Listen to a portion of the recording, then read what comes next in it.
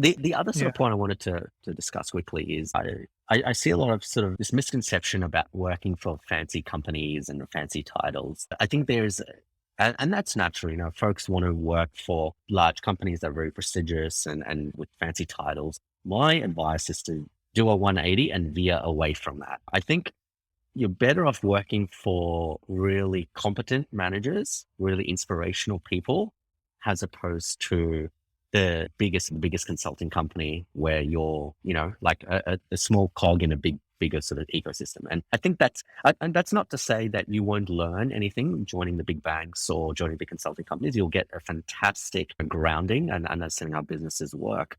But if I'm an intern or if I'm a person about to start my first grad job, I would place more emphasis on the person I'm working for and the role and the skills and experience I will get as opposed to the name on my CV.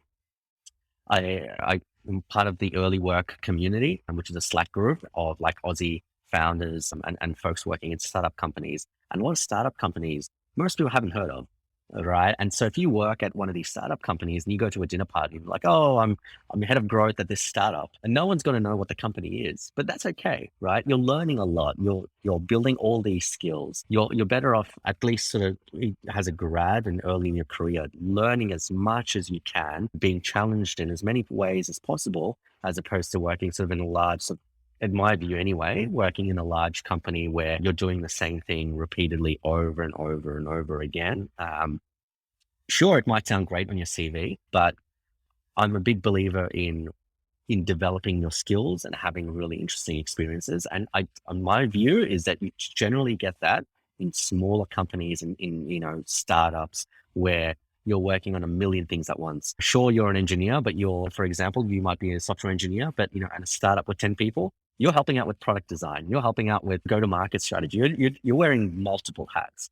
And I Mm. think that's where you get a lot of growth. When I joined Airwallex, we were a Series C company. I sort of joined as a finance manager, but I did a whole bunch of stuff on tax, on go-to-market, on audit, on financial control, on budgeting, on FP&A, on like a whole bunch of stuff that you wouldn't necessarily see at a bigger company, because all at a bigger company, you'd have each person looking at each of those things individually. So yeah, and connected to that, find someone that inspires you and go work for that person. So if you want to go in a certain profession and there's someone that's absolutely killing it and is super competent that you admire and respect, reach out to them and say, look, can I shadow you for a week? Can I work in your team and see if you can make that happen? I really feel strongly about folks should stay clear away from working at a company just for the name on the CV, but working at a company for the skills and the experiences that you'll develop along the way. Yeah, I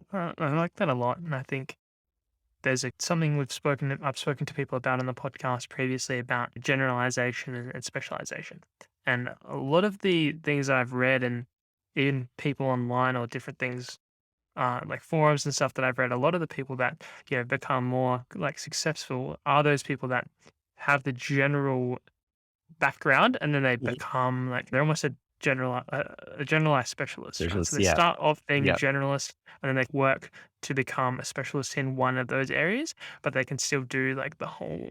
They're really still quite broad.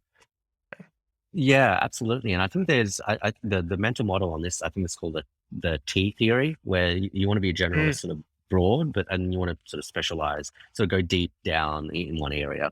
And sort of touching back on what we previously said, if you can sort of go deep down one area or even two areas and find where that overlap is between those, then you've got opportunities there that not many people will have, because not many people are in those overlapping areas. So yeah, I mean that's something that's worked well for me, and something that, yeah, hopefully I can encourage people to do something similar. yeah.